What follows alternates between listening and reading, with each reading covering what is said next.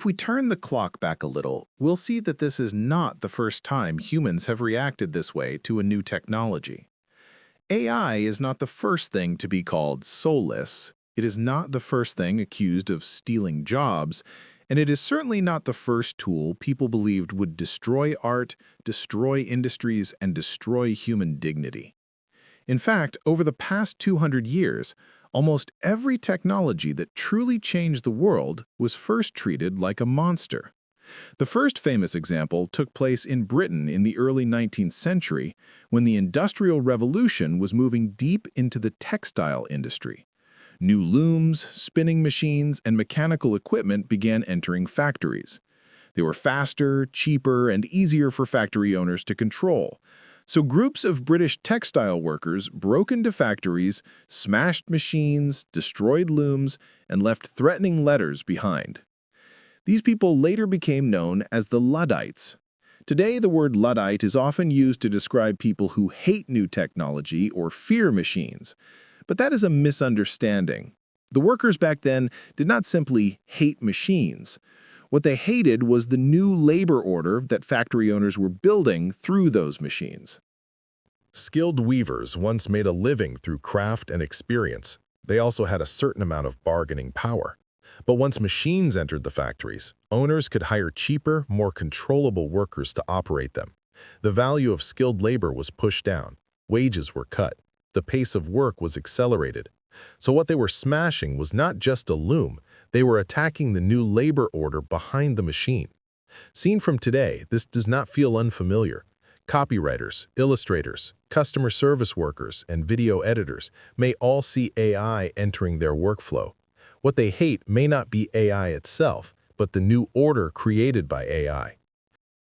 What makes it even more absurd is how harshly the British government responded to the Luddites.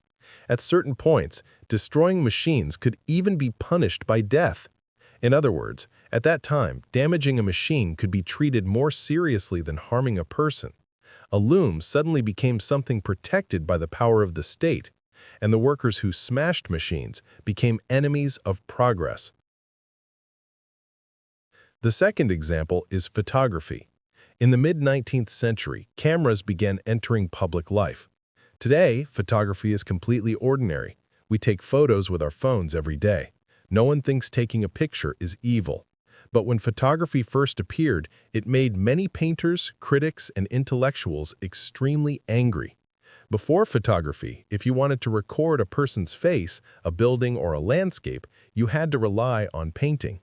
A painter needed years of training to master composition, perspective, light and shadow, proportion, and control of the hand.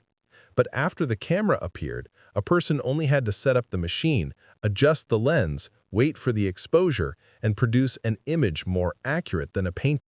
At the time, this looked terrifying.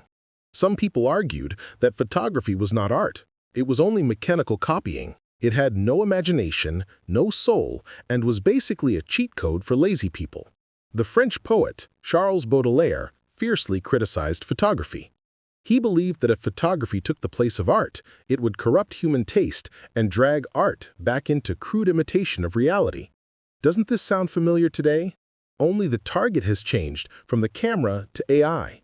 Even the tone has barely changed. What makes it even more interesting is that when photography first appeared, many people were also worried that memory itself would become cheap. A painted portrait used to be a symbol of status. Only the wealthy, the aristocratic, and the important could afford to hire a painter to preserve their image. But photography allowed ordinary people to leave behind their faces as well. In a sense, it broke the class order of images. In the past, who deserved to be recorded was decided by wealth and status. After photography appeared, the right to be recorded moved downward. Of course, that caused resentment. Today, we already know the result. Photography did not kill painting. Instead, it freed painting from the pressure of pure realism. Painters began to ask a new question. If machines could copy the world, how else could humans see it? And from that question came Impressionism, Post-Impressionism, and modern art. The history of anti-technology goes far beyond the Luddites and photography. The real stories alone could easily support a 20-hour documentary called A Brief History of Anti-Technology. When film first appeared, it was also dismissed as unserious art, cheap entertainment, even a crude imitation of theater and literature. After synthesizers, drum machines, and MIDI matured, traditional musicians also worried that these machines would destroy the soul of music, and some even tried to keep synthesizers out of studios and theaters. Each of these stories could be told at length. But for this episode, we only need to remember one thing. When a new technology appears, the first thing humans often feel is not freedom, but loss of control. But no matter how frightening those old tools seemed, they were still just tools. A loom could not write poetry. A camera could not tell stories. A synthesizer could not show up in the comments section and explain why it was an artist. They replaced certain human skills, but they did not imitate the whole range of human expression. AI is different. It is not just helping people do things. It is beginning to speak, draw, voice, edit, and even produce opinions like a human being. That is why today's anti-AI sentiment is more complicated than any anti-technology reaction before it.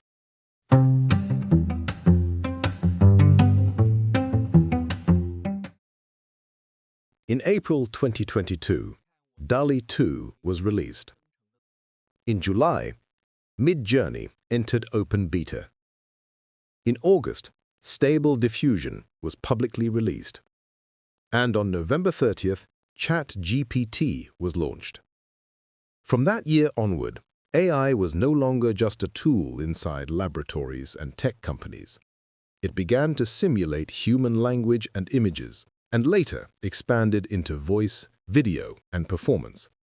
It could write copy, create illustrations, imitate voices, handle customer service, summarize documents, write code, and generate or edit videos. More importantly, it could communicate with users in everyday human language, without requiring ordinary people to understand complex programming. So as AI entered the field of creation, it also entered the workplace anxiety of ordinary people. It began to change from a new tool into a real pressure. The first large-scale wave of anti-AI sentiment broke out in the visual arts community. In December 2022, the famous No AI Art protest appeared on ArtStation. Large numbers of artists uploaded anti-AI images to their profiles, flooding the platform's front page with the same message. They were not simply protesting the idea that machines can draw. They were protesting the possibility that AI models had learned from massive amounts of human artwork without permission, then generated similar images that would come back to compete with the very artists they had learned from. Around the same time, DeviantArt launched its own AI image tool, DreamUp, which also triggered a strong backlash. From that point on, the phrase AI is theft gradually became one of the central moral claims of the anti-AI movement. In January 2023, several artists formally sued Stability AI, Mid-Journey, and DeviantArt. The AI debate moved from social media arguments into the courtroom. By March 2023, anti-AI sentiment had moved in another direction. An open letter appeared, calling for a pause on large-scale AI experiments. Its focus was not artistic copyright, but the fear that AI was developing too quickly before society was ready. That same month, Italy temporarily restricted ChatGPT over privacy and data protection concerns. In May 2023, the Writers Guild of America went on strike. In July, the Screen Actors Guild joined the strike. On the surface, the strike was about pay, streaming residuals, and working conditions. But AI was one of its sharpest issues. Writers worried that studios would use AI to generate first drafts, then hire human writers to revise them for less money. Actors worried that their faces, bodies, and voices could be scanned and turned into digital doubles that could be reused again and again. Background actors worried that they might be scanned once and replaced forever. In December 2023, the New York Times sued OpenAI and Microsoft. Its argument was simple. If AI trains on years of articles produced by news organizations and then uses those models to answer readers' questions directly, is it helping knowledge spread, or is it bypassing the original creators and redistributing the value of the content industry? In 2024, this fear continued to spread into the offline world. In cities such as Wuhan, China, autonomous taxis triggered widespread debate, and there were also protests by human drivers against self-driving taxis. At the same time, large companies kept reinforcing this feeling. From 2023 to 2025, tech companies, media companies, customer service outsourcing firms, game studios, and content platforms went through wave after wave of layoffs. Not every layoff was directly caused by AI. Some were due to the economic cycle. Some were corrections after overhiring during the pandemic. Some were simply companies wanting to cut costs. But for ordinary people, the difference may not feel that important. What they see is the same trend. Even when jobs are not fully replaced by AI, many of them are starting to be repriced because of it.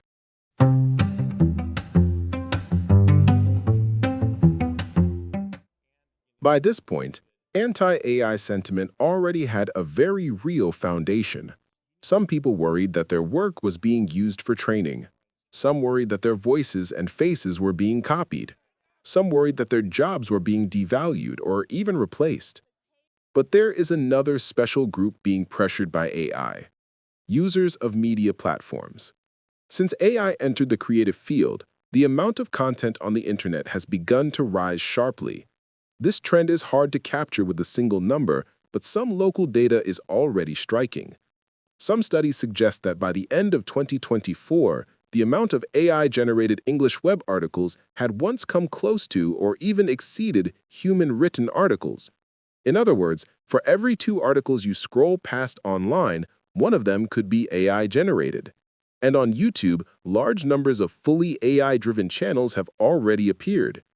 Some research even classifies more than 20% of videos shown to new users in recommendation feeds as AI slop. In the past, if one person wanted to make a video, they at least had to write the script, find images, record or source narration, edit the footage, and make a thumbnail. If the visuals were more complex, they might even need a whole team. But after AI appeared, this workflow was drastically compressed. From ChatGPT to Sora, Runway, Pika, and Kling, ordinary creators gained abilities that used to be very hard to access. But once the barrier to production falls, what increases on the platform is not only more work. It also includes huge amounts of repetitive, rough, reskinned, mass-generated content. These videos rush toward users like an avalanche, and so users also become passive victims of the AI wave. But platforms, of course, could not pretend that nothing was happening. In March 2024, YouTube began requiring creators to disclose synthetic content that looks realistic and could be mistaken by viewers for real people, real places, or real events. Platforms like Meta and TikTok also began pushing similar AI labels and synthetic content policies. The intention was clear. They needed to prevent deepfakes, fake news, scam videos, and political manipulation. But the problem is that once any label enters the viewing habits of the public, it no longer stays within the platform's original intention. It also becomes a psychological signal. When a video is labeled AI-generated or AI-altered, some viewers see it as a judgment already written in advance. Cheap, lazy, insincere, not real creation, not even worth watching seriously. It becomes a kind of cyber scarlet letter. The platform originally wanted to label synthetic content, but in the eyes of some viewers, it gradually becomes a label for low-quality content. And then, in the comments section, one phrase starts to appear: AI slop. To be fair, there really is a lot of low-quality AI content polluting platforms. There really are people using AI to mass-produce garbage videos. Some use AI to rewrite, steal, fake, and impersonate real people. These things absolutely deserve criticism. But the problem is that the term gradually expands. Some people stopped judging the quality of the content. They stopped distinguishing AI assistance from AI spam. They stopped distinguishing serious creation from mass generation. They no longer care how much research went into the video, how many times it was revised, how long it was edited, or how much human judgment and selection were involved. As long as they detect even the slightest trace of AI, they can immediately comment, AI slop. At that point, anti-AI sentiment itself starts to shift from criticism into a reflex. From caution toward low-quality content, it becomes rejection of the tool itself. And this is what makes today's anti-AI sentiment so complicated. In early 2023, Vietnamese artist Ben Moran submitted his own digital painting, A Muse in Warzone, to r/art, one of Reddit's largest art communities. But because the piece looked too polished, the moderators decided it was AI-generated and banned him. What made it even more absurd was that Moran later submitted the Photoshop PSD file with all the layers, trying to prove that he had actually painted it himself. But the moderators still refused to accept it, even saying that even if he had made it himself, the style looked too much like AI. If he was a serious artist, he should change his style because no one would believe him, and AI could do it better in seconds. When looking like AI becomes a crime, the problem is no longer just whether AI-made work is being discriminated against. Even real human artists can be treated as AI garbage simply because their work looks too much like AI.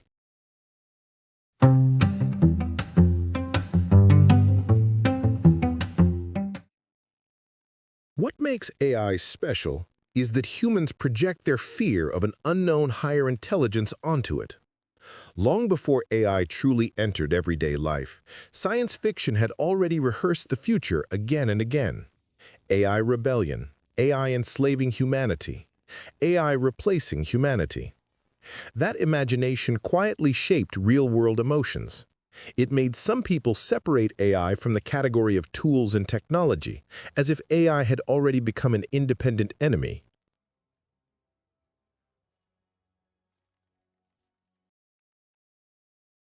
But in the end, AI is still fundamentally a tool. The real struggle should not be understood simply as a war between humans and AI, but as a conflict of interests within human society itself. Between companies and employees, between platforms and creators, between copyright holders and model trainers, between serious creators and mass content spammers, between those who want to cut costs and those who fear becoming the cost being cut. So the question has never been only what AI will do, it is how humans will use AI. Go back to 1997. IBM's supercomputer Deep Blue defeated world chess champion Garry Kasparov. At the time, many media outlets described it as a symbolic moment. Machine defeats human. But the story did not end there. In June 1998, the first advanced chess match was held in Lyon, Spain. Kasparov played against Veselin Topalov, but this time both players were allowed to use computer programs for analysis. This model later became known as centaur chess. The name was inspired by the mythological centaur, half human, half horse. Here it means half human judgment, half machine calculation. Its point was not human versus computer. It was human and computer forming a new kind of player. The computer quickly calculated large numbers of variations and found tactical weaknesses. The human chose the direction, judged the position, and decided which line was actually worth trusting. For a long time in the early period, this human-machine combination was often stronger than a human alone and more flexible than a machine alone. You may have noticed that I said for a long time in the early period. From 1998 into the 2010s, the combination of humans and computers was indeed stronger than humans alone and stronger than computers alone. But after the 2010s, with the development of Stockfish, Leela Chess Zero, Neural Network Evaluation, NNUE, and other technologies, top chess engines greatly improved their positional understanding and long-term judgment. Human intervention, in many cases, could instead become the bottleneck. But the centaur model did not disappear. It simply moved from international chess into real-world work. Many AI products today are, in essence, a more convenient form of human-machine collaboration. This model may also be the most realistic outcome for the future. It is not that humans completely defeat AI, or that AI completely replaces humans. It is that humans and machines become more deeply bound together. In that sense, the future may really carry a touch of cyberpunk. So the real question is not whether we should use AI. The real question is who uses it, how it is used, and who takes responsibility afterward.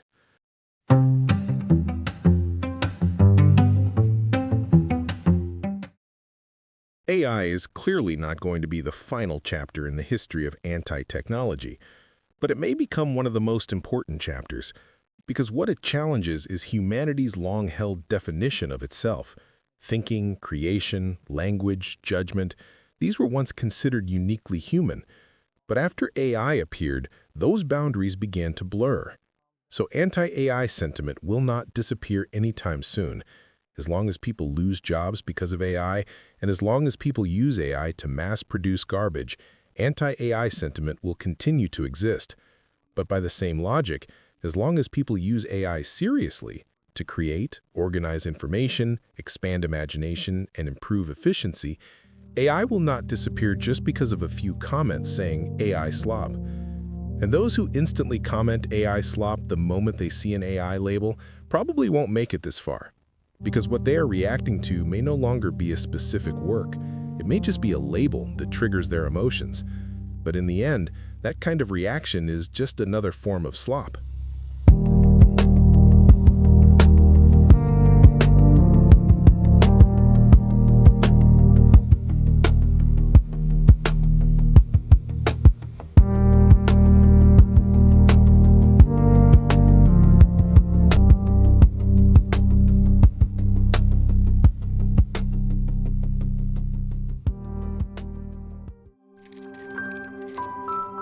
This is BHE, Brief History of Everything.